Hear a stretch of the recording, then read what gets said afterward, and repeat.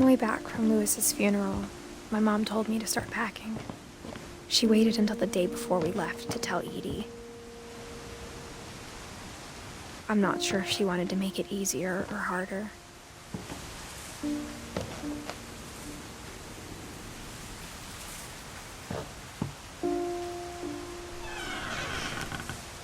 I wish we'd stayed. But I understand why we left.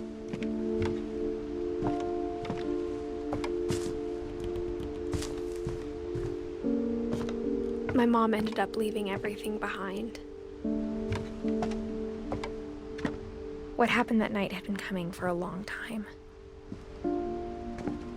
Maybe it should have come sooner.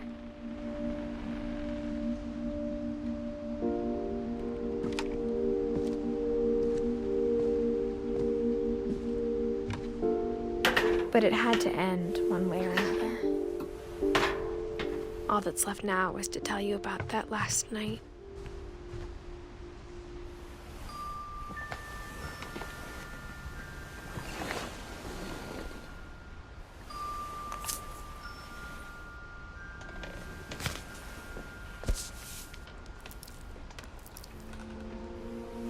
That whole last day, Edie just watched us pack and didn't say a word. Until supper, when she raised her glass and said, "To our final night together, and all our final nights apart." Grandma, you know what I said about alcohol. Some of your medications are very Edith, specific. I left a present for you in the hallway. Why don't you go open it? The grown-ups have to argue now. I'm sorry, you're right. We're all leaving tomorrow. Let's just enjoy our last... I'm not leaving. Edith, you're excused.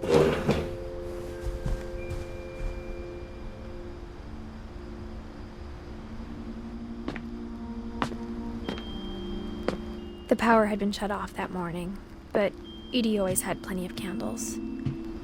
When my mom sealed the library, I don't think she knew about the other entrance. Or that Edie had a key to it.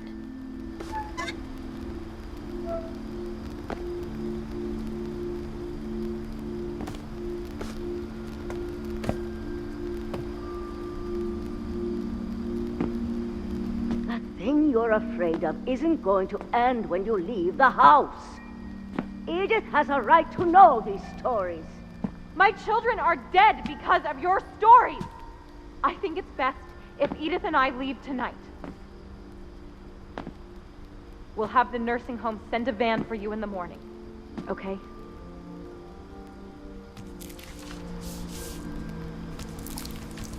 Dear Edith, there's so many stories I wish I could tell you, but there's only time for one. This is about what happened on the night you were born. That night, the tide went way, way out.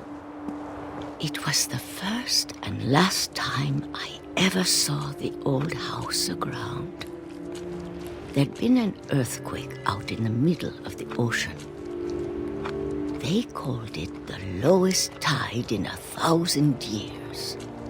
God, it smelled awful. You know, I've seen that house every day of my life.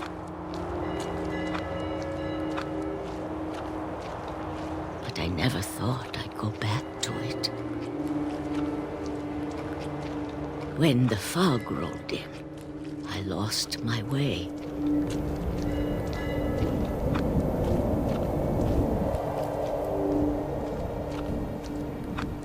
I got turned around.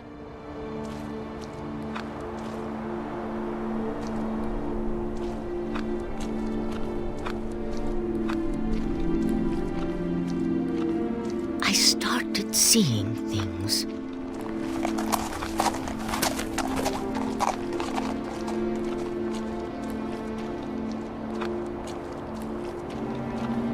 Things I'd forgotten had ever existed.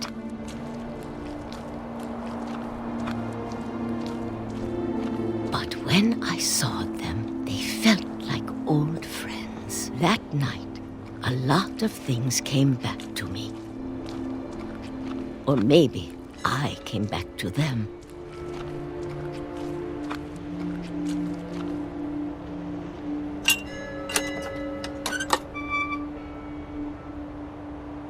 things I can't explain, but that I need you to try and... Edith, what are you doing in here? It's mine. Edith! Mom, you're gonna rip it! Let go! I kicked and screamed, but Mom dragged me to the car. I never saw Great-Grandma Edie again. The next morning, the van came to pick her up, but she was already gone. After that, we moved around a lot.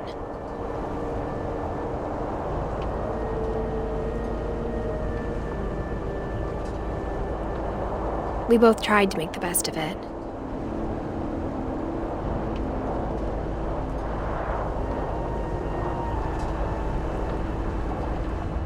A few years went by.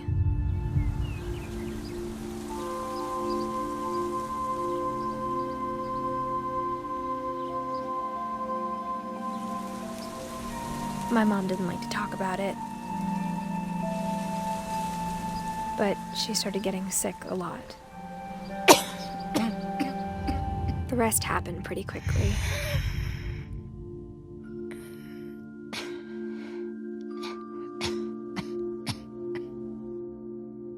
She got better for a while, and then she didn't.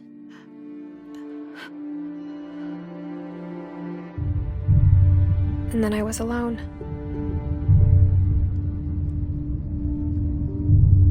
The last Finch left alive.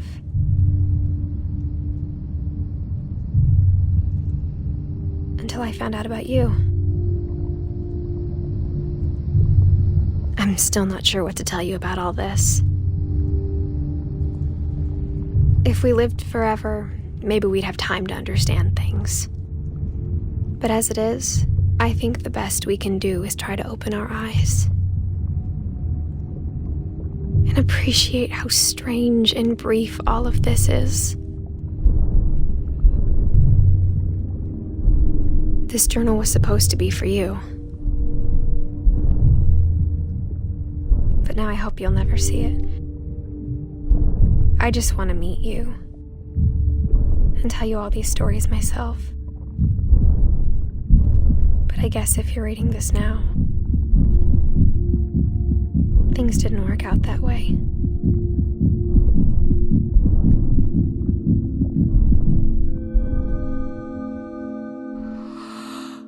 This is where your story begins. I'm sorry I won't be there to see it. It's a lot to ask, but I don't want you to be sad that I'm gone. I want you to be amazed that any of us ever had a chance to be here at all. Good luck.